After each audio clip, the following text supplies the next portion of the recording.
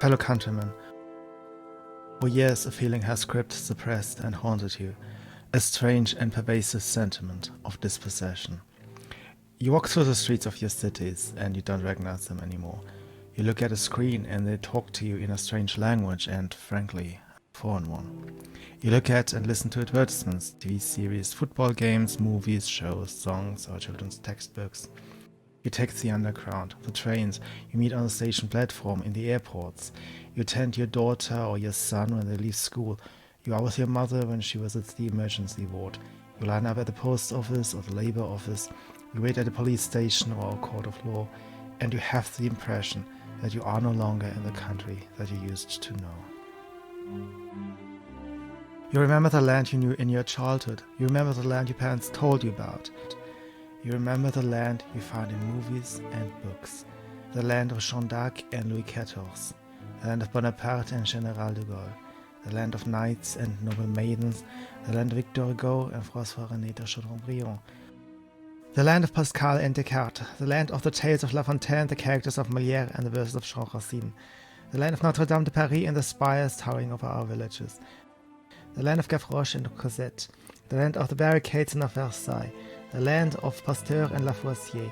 The land of Voltaire and Rousseau, of Georges Clemenceau and the soldiers of the First World War, of de Gaulle and Jean Moulin, the land of Jean Gabin, of Alain Delon, of Brigitte Bardot and Jean-Paul Belmondo, of Johnny Hallyday, of Charles Aznavour, of Georges Brassens and of Barbara, of the movies of Claude Sautet and of Henri Verneuil. This country of lightness and brilliance, this country of literature and science, this country being equally sophisticated and fantastic. The land of the Concorde jet and nuclear power stations, the land that invented the cinema and the car, the land you search everywhere in despair, which children have a nostalgia without having known it themselves, this land which you love and which is about to disappear. You have not moved homes, but you've got the feeling that it is no longer with you. You have not left your country, but it is as if your country has left. You have not moved homes, but you've got the feeling that it is no longer with you. You have not left your country, but it is as if your country has left. You feel estranged in your own land. You have exiled yourself from the outside world. For a long time you believed to be the only one who sees, who hears, who thinks, and who feels. You are afraid to speak. You feel shame for what you see. For a long time you did not dare to say what you see, and above all, you did not dare to see what you see. You also told your wife, your husband, your children, your father, your mother, your friends, your colleagues, your neighbors, and then, when you've told strangers, you have understood that your feeling of dispossession is shared universally. France is no longer France, and the whole world has noticed it. Sure enough, you are despised. The powerful, the elites, the intellectuals, the journalists, the politicians, the universities, the sociologists, the trade unions, the religious authorities say that all this were an illusion, that all this were wrong, that all this were evil. But after some time you have understood that it was them who are a delusion, that it was them who did everything wrong, that it was them who did you wrong. The disappearance of our civilization is not the only question that disquiets us, but it is the one which dominates all others.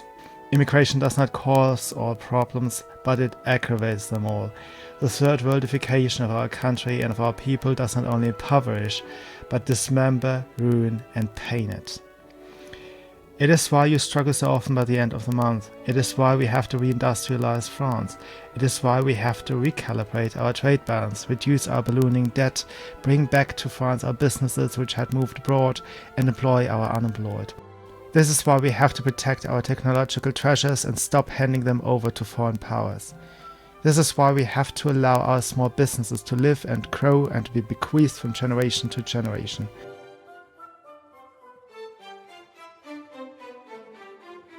This is why we have to protect our architectural, cultural, and natural heritage.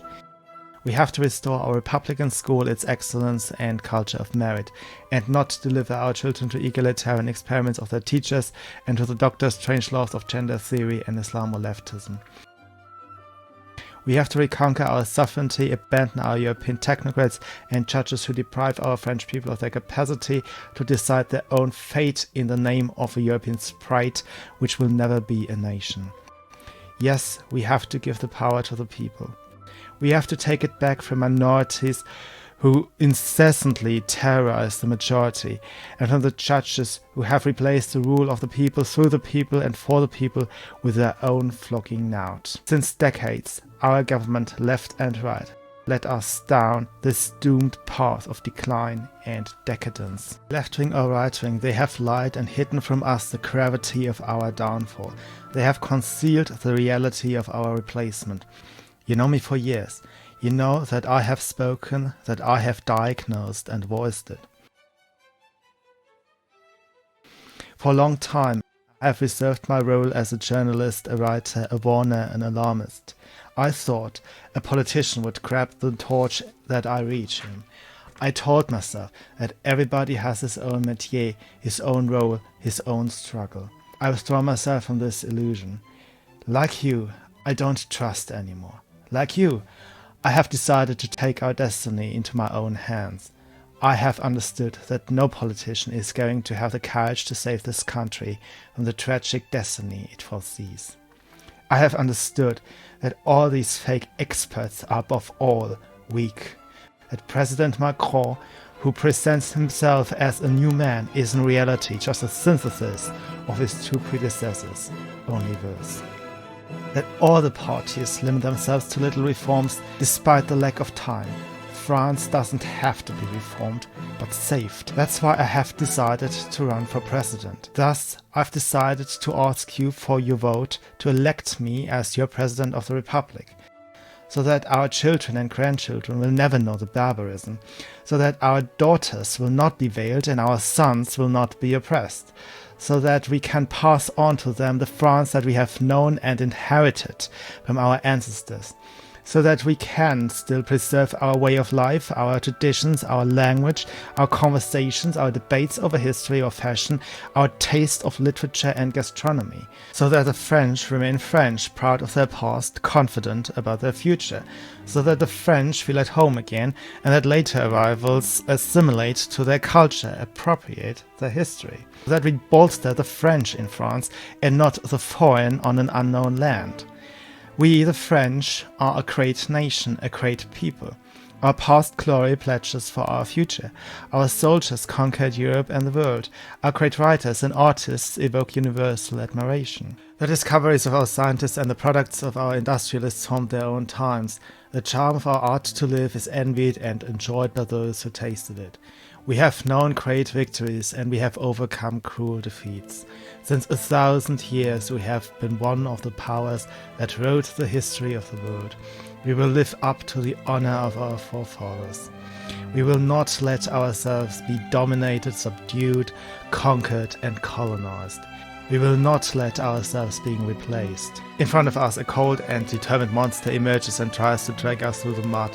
They tell you that you are racist, that you are driven by a dire animus, while it is a more beautiful passion that drives me, the passion of France. They will speak words about me, but I can handle it. I'm not impressed with mockery and bile. I will never cave in because we have to complete our mission. The French people are intimidated, paralyzed, indoctrinated, shamed. But they lift their head, drop the masks, air off the whiff of lies. They will chase off the bad leaders. We will carry on France. We will pursue the beautiful and noble French adventure.